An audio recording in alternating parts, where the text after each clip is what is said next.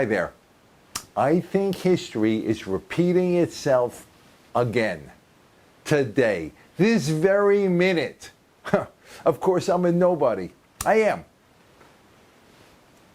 So what's repeating? And more importantly, why should you care?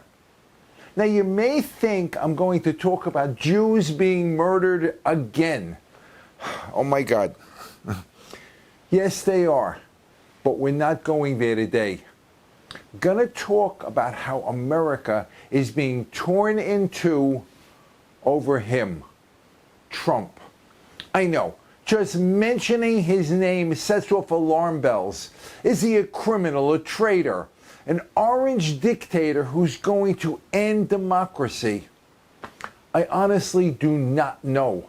Yet, his economy, how he brought manufacturing back to the United States, the Abraham Peace Accords, 4 treaties between Israel and the Arab nations were all pretty great. They were. But, and there's always a but, the Trump craziness, you can't call it a war because he didn't start any. What's repeating? Come on. Remember I said that history is repeating? Pay attention. What is repeating here, huh? 100 years ago, Captain Dreyfus was court-martialed for treason. Maybe you've heard of the Dreyfus Affair. It was worldwide news. France's government, its army, the Catholic Church, and the press were all against him. They had everything. They had everything except for one thing. They didn't have the truth.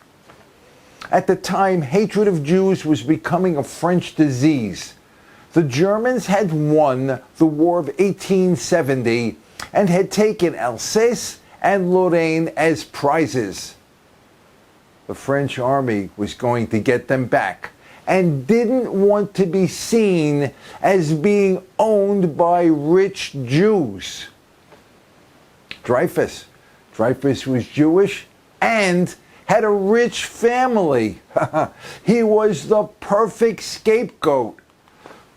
His brother fought to help him.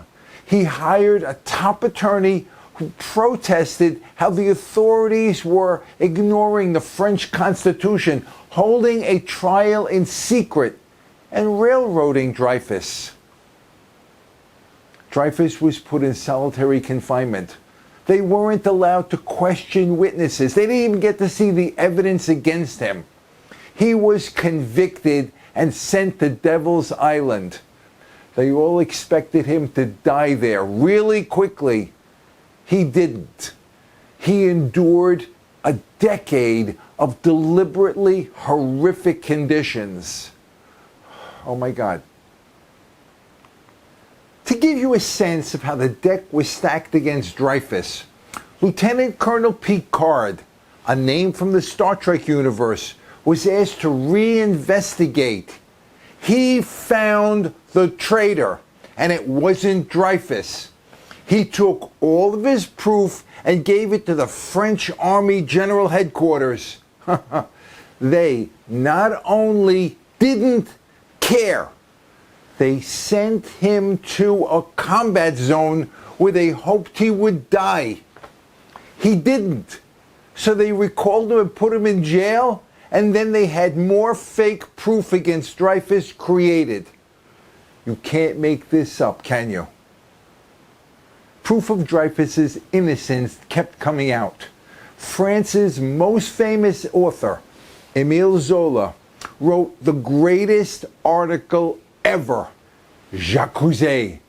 And everybody who read it, everybody learned the names of the people railroading Dreyfus.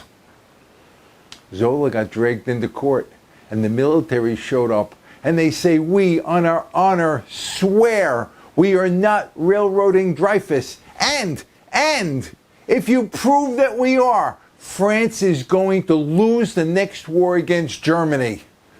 So what's the jury going to do? Obviously, They are going to find for the military against Zola, and Zola has to run to Great Britain.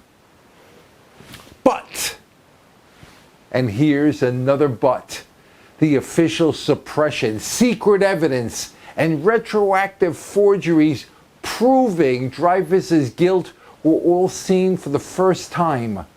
They shifted public opinion in his favor. There were worries about another French Civil War. You can look this all up.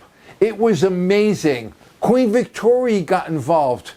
It was terrible. It lasted 12 years. 12 long years. So what about Trump? Calls for his impeachment began minutes after his inauguration. Many powerful were and are against him too. And that includes the press. Hillary Clinton's campaign started a Russian collusion rumor which the New York Times, the FBI, the CIA, and the mainstream media fueled.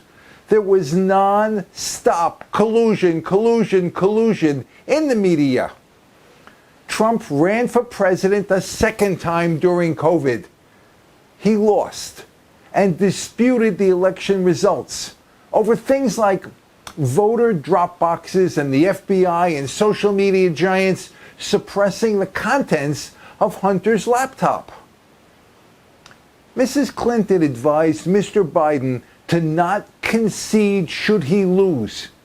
Many others have also not conceded, like Georgia's Stacey Abrams, who became famous because of her denials. Trump got impeached a second time after he left office. No one will dispute that Trump is a force of nature. He was a famous billionaire property developer with a popular TV show before he became president. He was and is a powerful man. Trump isn't Jewish, but his son-in-law is, if that matters. President Trump is now running for a third time while fighting 4 criminal indictments and several civil ones. Supporters think they are lawfare from 2 systems of justice. Some of the charges certainly do seem innovative. I don't know. His ordeal, some say prosecution, others persecution, has lasted 8 years at this point, and no one knows when it will end. Dreyfus is remembered as a cold, stern Jewish man who luckily came from wealth. Trump, on the other hand, is very personable, and he's also rich. Still, both were and are patriots who have divided their countries. Each had or has powerful enemies whose attacks were amplified by a media trying to crucify them.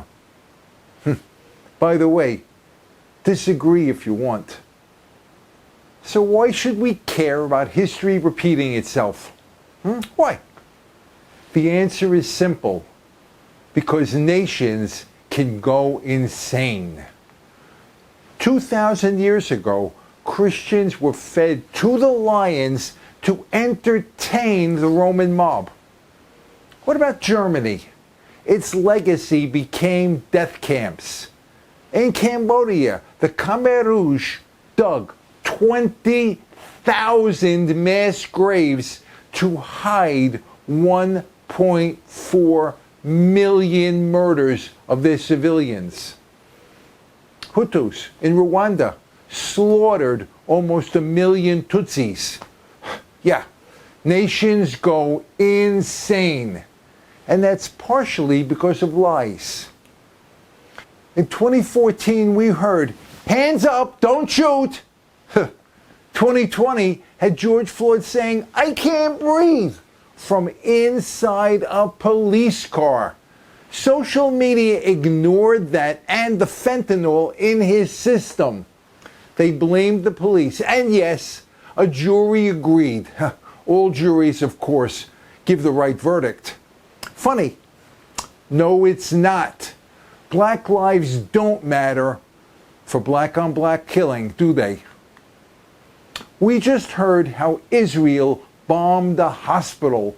At least that's according to those who are anti-Semitic. Lives get believed. They are often spread deliberately to achieve some purpose. President Trump is called everything under the sun. This should hurt his campaign. Yet his support increases as the indictments pile up. They also distract from President Biden's increasing legal problems and drive ratings. You can't make this up. Repeating history often leads to bloodshed, if not war, and those are never good. Rhett told his hosts to not hope for a fast and easy civil war. 683,000 Americans would die in that war. Sort of like that, World War I was supposed to end in months. 20 million died. World War II cost 50 million lives. The Cold War followed. Today we have Ukraine and the Mideast. We are years away from the end of President Trump's saga. Historians may or may not compare them to Dreyfus's, but, and this is the last but, no matter what, we need to come together as a nation, especially with the horrors of so many insanities to remind us. We must remember that America has been a force for good in the world and must remain so. It must. I hope you agree with me. God bless you all, and God bless America. God bless you. By the way, if you like this, please subscribe. If you don't like it, either way, tell me what you think in the comment section below. Thank you. Until the next time. Bye now.